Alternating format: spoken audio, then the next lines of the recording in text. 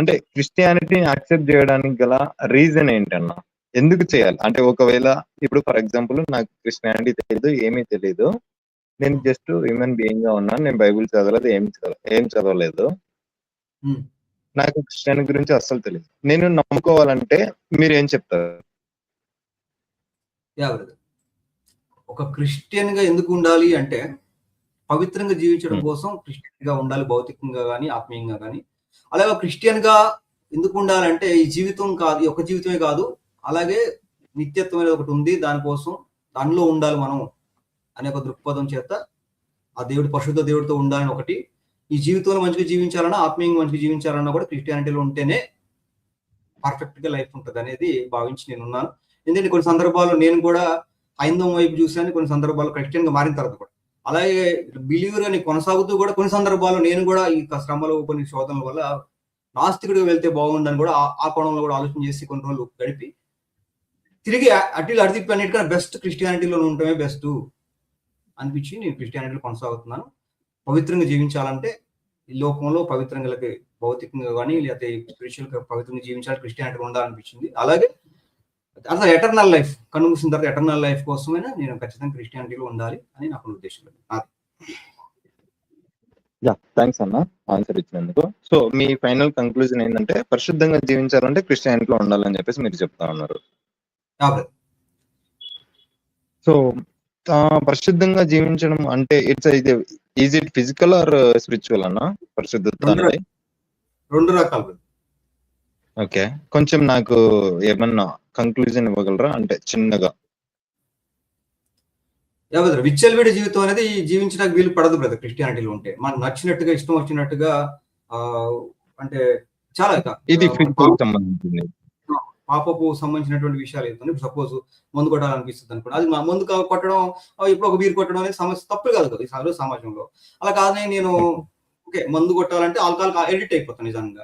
Alcohol కొట్టకూడదు, చేయకూడదు. Alcohol అలాగే పోర్న్ కానీ, అలాగే అబద్ధమే కానీ, అలాగే లంచం అని కానీ, అలాగే మోసం చేయటమే కానీ, అలాగే కన్నింగ్ ఉండకుండా, అలాగే డబ్బు కోసం ఏదైనా చేసేటట్టుగా కానీ, ఇలాంటి విషయాలన్నీ వచ్చేస్తాయి బ్రదర్. అవన్నీ వద్దని క్రైస్తవం చెప్తుంది, ఆపుద్ది. దానివల్ల సపోజ్ తాత్కాలికంగా మద్యం వల్ల, వ్యభిచారం వల్ల, తాత్కాలికంగా దేని వల్ల, లంచం వల్ల, దేని వల్ల తాత్కాలికమైన సుఖ సంతోషాలు అనుభవించినప్పటికి కూడా పర్యావసనంగా చివరికి వచ్చేసరికి దానివల్ల భౌతిక జీవితంలో నష్టపోతాం, అలాగే స్పిరిచువల్ కూడా నష్టపోతాం. తాత్కాలిక సుఖం వరకు లోకం చూపిస్తుంది తప్ప పర్మనెంట్ సొల్యూషన్ అనేది, పర్మనెంట్ సంతోషం అనేది స్పిరిచువల్ లైఫ్ మాత్రమే ఇస్తుంది. దానికోసం మన జీవన సంబంధం దానికి బైబిల్ చెప్తుంది ఏంటంటే, శరీరాశ, నేత్రాశ, జీవకుడాంబాన్ని విడిచిపెట్టినప్పుడు పరిశుద్ధంగా జీవించగలం. ఆ కోణంలో నడిపించేది క్రైస్తవ్యం. సో మీరు అన్ని స్టడీ చేసిన తర్వాత ఇదే దిస్ ఈస్ ద బెస్ట్ అని చెప్పేసి మీరు ఒక ఫైనల్ కంక్లూజన్ కి వచ్చారు. ఏదైతే మనం మనల్ని పరిశుద్ధపరచుకోవాలి, మనం కరెక్ట్ గా జీవించాలి అనేది, అది మోరాలిటీ అని చెప్పేసి నేను అనుకుంటా అన్నా. అది మొరాలిటీకి సంబంధించింది, స్పిరిచువల్ కి సంబంధించింది కదా అని చెప్పేసి నేను అనుకుంటున్నా. మీరు మాట్లాడదు కూడా నేను చెప్పే కొన్ని కారణాలు చెప్పాను. క్రైస్తవ్యంలో కొనసాగడానికి కొన్ని పాప కార్యాలు చేయకుండా ఉండడం అనేది దానివల్ల మంచిది. అవన్నీ మొరాలిటీకి సంబంధించినవి. అంటే మంచిగా అప్పుడు దొంగతనం చేయకపోవటం, వ్యభిచారం చేయకపోవటం, ఇవన్నీ కూడా మొరాలిటీకి సంబంధించిన విషయాలు అన్న కాదు.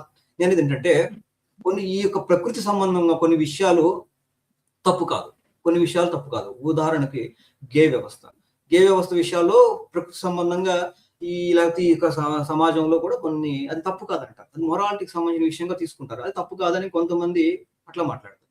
దాన్ని ప్రకృతి విరుద్ధం అని నేను అంటాను. ప్రకృతి విరుద్ధం, దానికి సంబంధించి కౌన్సిలింగ్స్ ఇస్తే వాళ్ళు సెట్ అవుతారు తప్ప దానికి ఒక పర్మిషన్ ఇచ్చేయడం ద్వారా ఏమవుతుందంటే అది స్పిరిచువల్ లైఫ్ కి, స్పిరిచువల్ దేవుడు ఒప్పుకోడు కానీ వాళ్ళ దృష్టిలో ఇది ఓకే. అలాగే మద్యపానం విషయంలో కూడా, లేకపోతే వాతావరణం కోసం మనం వాతావరణాన్ని బట్టి మనం తీసుకుంటాము, లేకపోతే ఆరోగ్యపరంగాను, లేకపోతే రకరకాల కారణాలు చెప్పి ఇది మొరాలిటీ పరంగా తప్పు కాదని కూడా వాళ్ళు ఒక హక్కుగా కొన్ని చెప్తారు.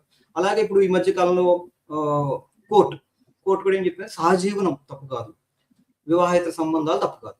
అది కూడా ఎందుకు, అది మొరాలిటీలో వచ్చింది, వాళ్ళ హక్కుగా చెప్తున్నారు, వాళ్ళ హక్కు మా హక్కు అని చెప్తున్నారు కాబట్టి దానికి కోర్టు ఆమోదిస్తుంది, పబ్లిక్ డిమాండ్. అది వాళ్ళ మొరాలిటీ, ఎవరికాడికి అంటే అట్లా కొన్ని విషయాలు స్పిరిచువల్ లైఫ్, దేవుడి గ్రంథం అనేది ఒప్పుకోవట్లేదు, మనిషి హృదయం మాత్రం నేను చేసే తప్పు కాదంటున్నాడు.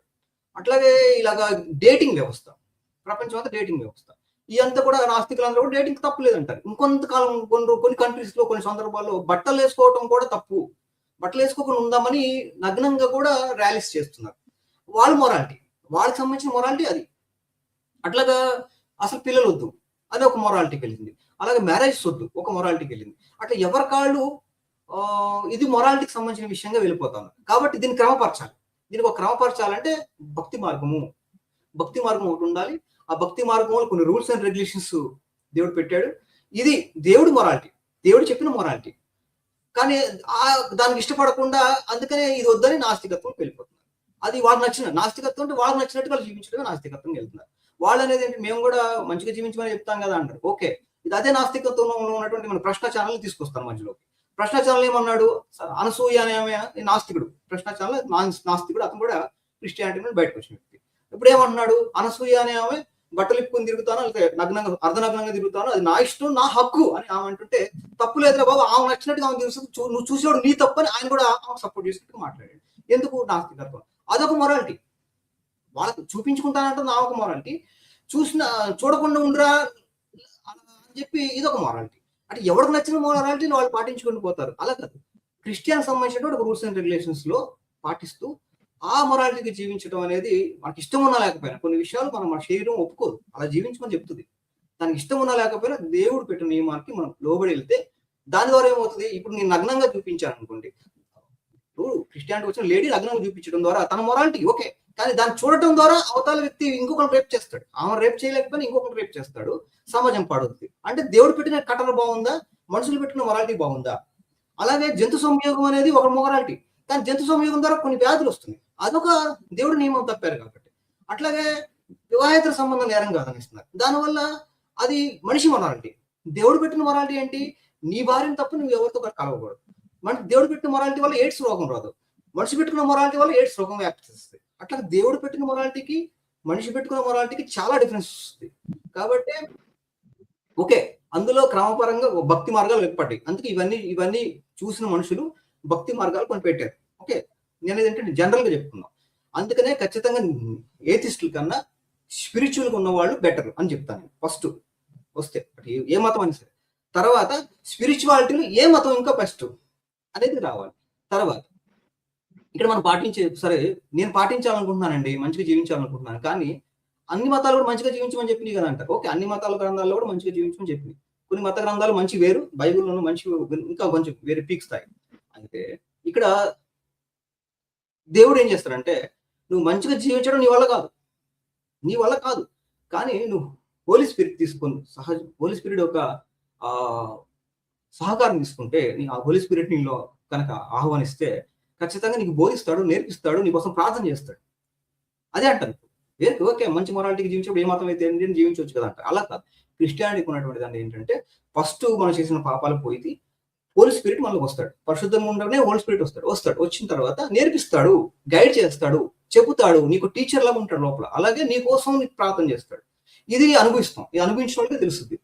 కాబట్టి ఇక్కడ క్రిస్టియానిటీలో హోలీ స్పిరిట్ కు అనుగుణంగా నడుచుకోవడానికి ఎక్కువ మంది ఎక్కడో ఒకళ్ళు ఇద్దరు పాపం చేస్తున్నారు, వాళ్ళు హోలీ స్పిరిట్ లేకుండా చేసుకున్న వాళ్ళు హోలీ స్పిరిట్ ని బయటకు తోసేసిన వాళ్ళు.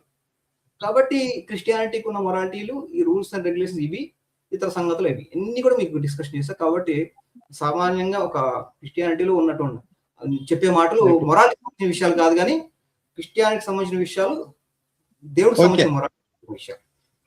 ఓకే అన్న, అర్థమైంది. అండ్ థింగ్, మొరాలిటీ అనేది మొరాలిటీకి, గాడ్ కి, రిలీజియన్ కి అస్సలు సంబంధం లేదు. జస్ట్ హ్యూమన్ బీయింగ్ గా ఉంటే చాలు అని చెప్పేసి నేను అంటాను. నాకు మీలో నచ్చిన ఫైనల్ పాయింట్ ఏంటంటే, మొరాలిటీ గురించి అయితే మీరు మాట్లాడారో, డెఫినెట్లీ మీ దాన్ని నేను అదే ఫాలో అవుతాను. నేను కూడా మొరాలిటీ అనేది ఇంపార్టెంట్ అని చెప్పేసి నేను చెప్తాను. దానికి నేను రిలీజియన్ అవసరం లేదని చెప్పేసి నేను అనుకుంటాను. బట్ ఎనీవే, మీరు లైవ్ చేస్తా ఉన్నారు, మధ్యలో వచ్చి మిమ్మల్ని డిస్టర్బ్ చేసినట్టున్నాను. మీరు కంటిన్యూ చేయండి అన్న. డెఫినెట్లీ గా మనం మళ్ళీ తర్వాత కలుద్దాము, మాట్లాడదాము. అండ్